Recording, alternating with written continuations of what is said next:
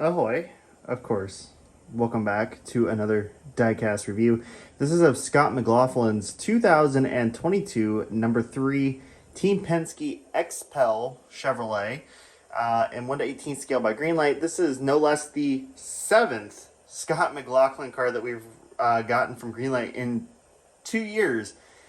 But now behind me, or behind the set, there's a very nice countdown. We have the Shell, the Pennzoil, excuse me, the Indy 500 ride, the Shell Oval, the Shell Road Course, the Dex, the PPG, the Car Shop, the Xpel. Coming soon, we have the Gallagher, the Odyssey Battery, the Dex St. Pete Win, and the Sancio, and there will be a Snap-on, from what I'm hearing. But this is the Xpel number 3, as I mentioned, and this one just released. It's part of the little miniature July wave that we have received that came out during the Brickyard weekend.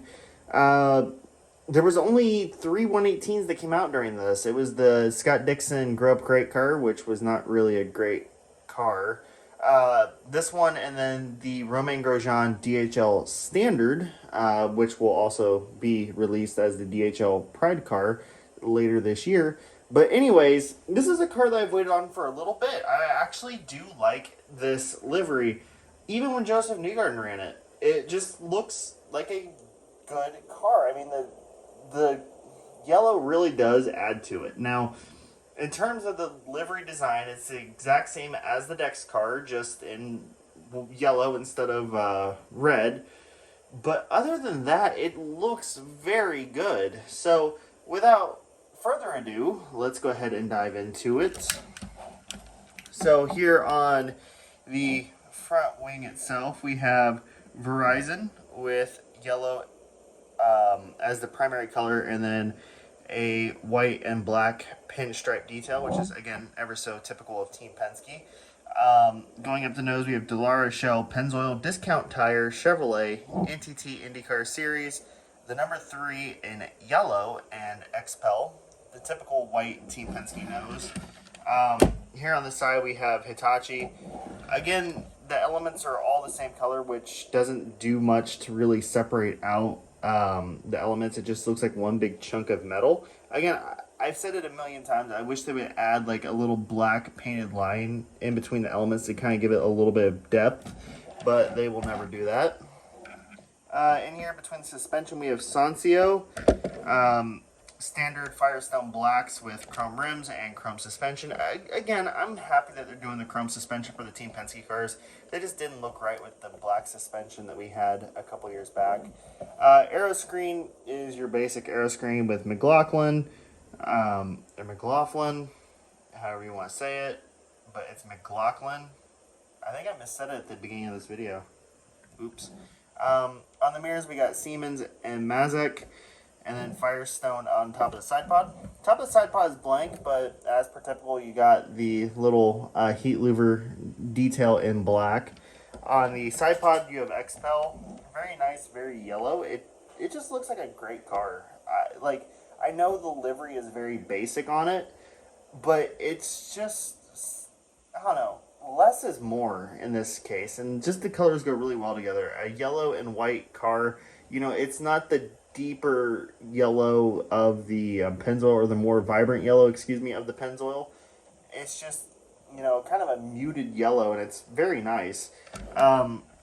Anyways, we have Chevrolet, NTT IndyCar Series, and then Shell V-Power Nitro Plus, the number 3, and a black camera pod on top, your Fuel Buckeye Speedway gas station. And you can see the pinstripe underneath is actually bleeding through just a little bit, and the Speedway logo is a little tilted. On the engine cover, we have Car Shop and Penske Truck Rental. On top of the flips, we have PPG and Snap-on, and then Chevrolet, and then the NTT P1 pull board.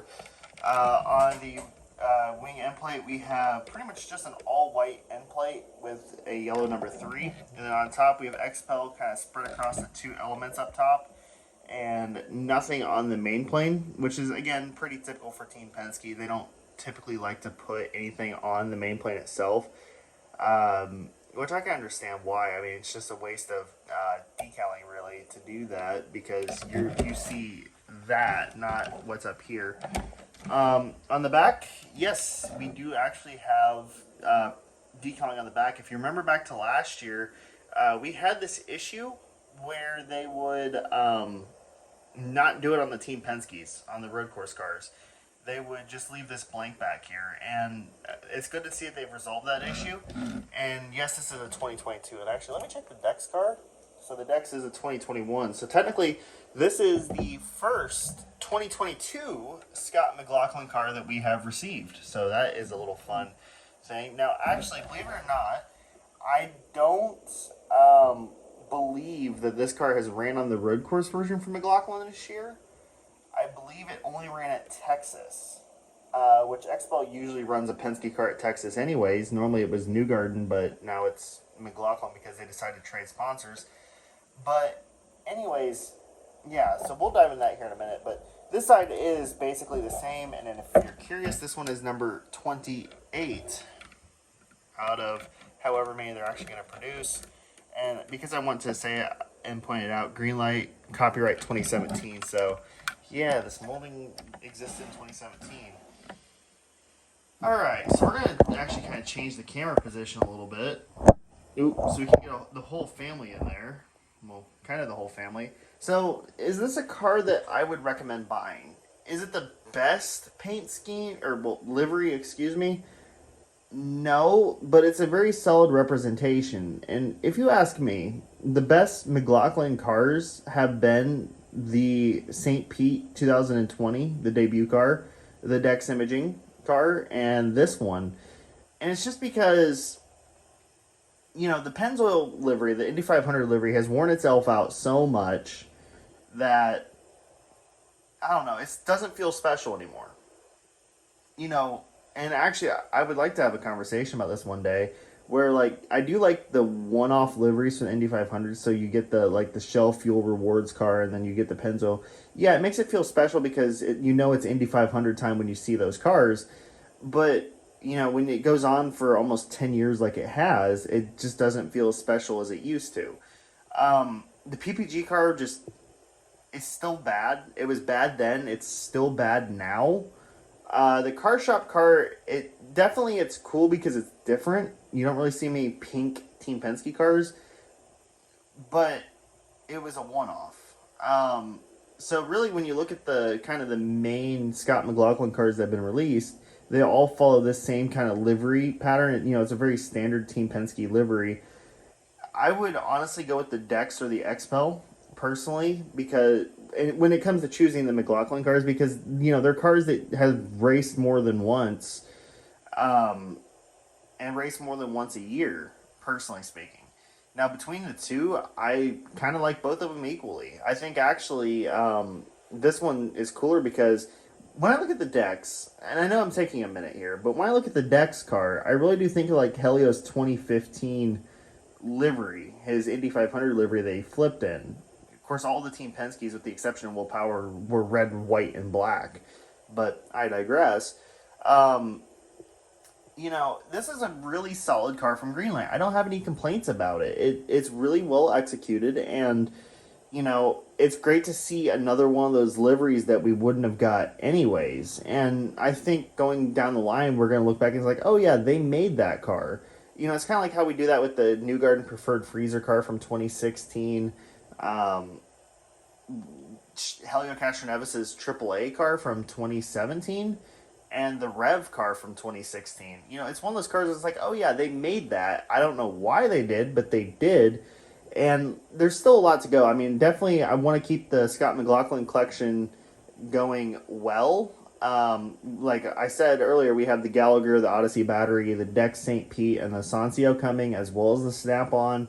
And then, you know, there's gonna be more. There's gonna be more. I really want to see the Freightliner livery come out, which it probably will. You know, I don't know. It's just really cool to have them actually stepping up like this. Now, it'd be cooler if they did it for more than one driver, but again, the Australian market really does demand these cars.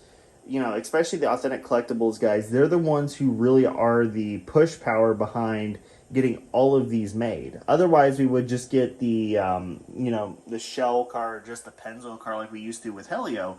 But Authentic Collectibles is really pushing to get all these different liveries made, and it's a good thing to see. You know, we haven't seen something like this in quite some time. So it's definitely interesting what Greenlight is doing here. I wish they would do it for more drivers. Like, I would love to see the Alex Plo PNC car, or the Alex Plo American Legion car in white, or oh my god, please do the chrome. It would be cool to see some more different liveries. You know, we had a taste of what that'd be like with the Rossi Auto Nation car back in 2020, but it would be really cool just to see some of the alternative liveries be more produced. And I think, you know, if Greenlight could keep on the train of what they're doing with McLaughlin, I would be like completely game for it. Especially with some of the liveries like Romain Grosjean has had this year. Those have been pretty freaking epic. But anyways, that's it for this review, guys. I know it was quite a bit of like elaborating and blah blah blah, but definitely, you know, I do appreciate it very much, very, very, very much, and yeah, hasta la joya. Stay tuned for more. Peace out.